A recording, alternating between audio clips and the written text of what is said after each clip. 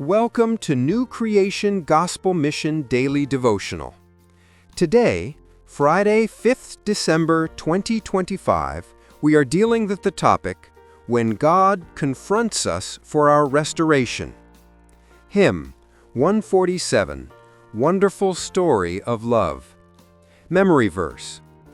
If we confess our sins, He is faithful and just, and will forgive us our sins and purify us from all unrighteousness. 1 John 1, verse 9. Bible reading, 2 Samuel 12, verses 1 through 14.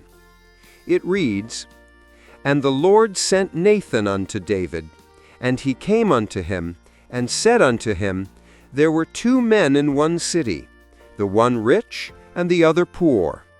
The rich man had exceeding many flocks and herds, but the poor man had nothing, save one little ewe lamb, which he had bought and nourished up, and it grew up together with him and with his children. It did eat of its own meat, and drank of its own cup, and lay in his bosom, and was unto him as a daughter. And there came a traveler unto the rich man, and he spared to take of his own flock and of his own herd, to dress for the wayfaring man that was come unto him, but took the poor man's lamb, and dressed it for the man that was come to him. And David's anger was greatly kindled against the man, and he said to Nathan, As the Lord liveth, the man that hath done this thing shall surely die. And he shall restore the lamb fourfold, because he did this thing, and because he had no pity. And Nathan said to David, Thou art the man. Thus saith the Lord God of Israel, I anointed thee king over Israel, and I delivered thee out of the hand of Saul, and I gave thee thy master's house, and thy master's wives into thy bosom, and gave thee the house of Israel and of Judah. And if that had been too little, I would moreover have given unto thee such and such things. Wherefore hast thou despised the commandment of the Lord, to do evil in his sight? Thou hast killed Uriah the Hittite with the sword, and hast taken his wife to be thy wife, and hast slain him with the sword of the children of Ammon. Now therefore the sword shall never depart from thine house, because thou hast despised me, and hast taken the wife of Uriah the Hittite to be thy wife. Thus saith the Lord, Behold, I will raise up evil against thee out of thine own house, and I will take thy wives before thine eyes, and give them unto thy neighbor, and he shall lie with thy wives in the sight of this sun.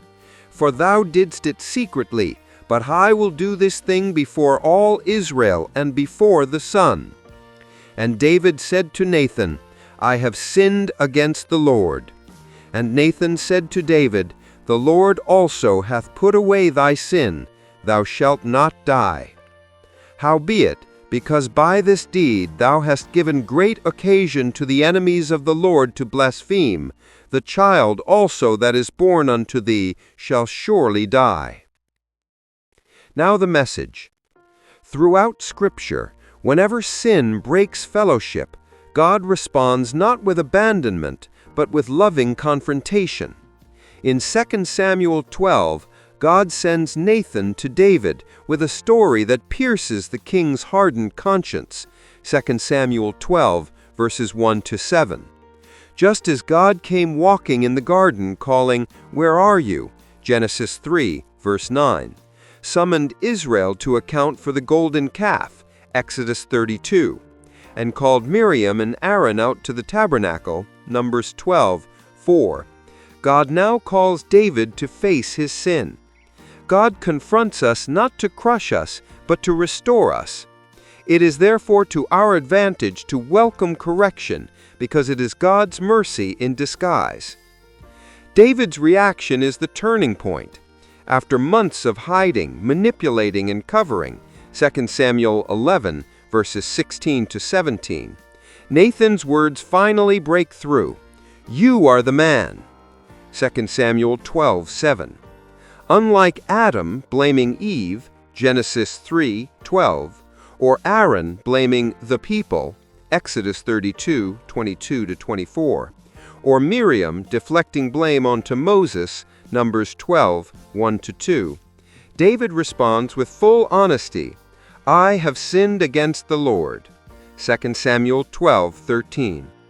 This is the kind of confession God desires, direct, humble, and transparent. Confession is not admitting defeat, it is inviting God to begin healing. Hidden sin imprisons you, confessed sin releases you. Psalm 32, 3-5. Even in the weight of consequences, 2 Samuel 12, 10-14, the pattern of grace remains unbroken. God forgave David immediately, verse 13. Consequences remain because sin wounds deeply, but forgiveness comes swiftly because God's mercy runs deeper. Just as God covered Adam and Eve, spared Israel through Moses' intercession, restored Miriam, and pursued David even after the Bathsheba tragedy, we see a God who never gives up on repentant people. Repentance closes the door to destruction and opens the door to restoration.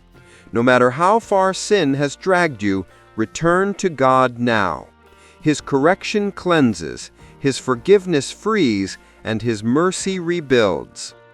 The central truth: confession is not admitting defeat, it is inviting God to begin healing. Let us pray. Lord, when you confront my heart, give me humility to hear your voice and courage to acknowledge my sin. Create in me a spirit that responds with honesty, repentance, and a deep desire for your mercy. May the Lord bless His word.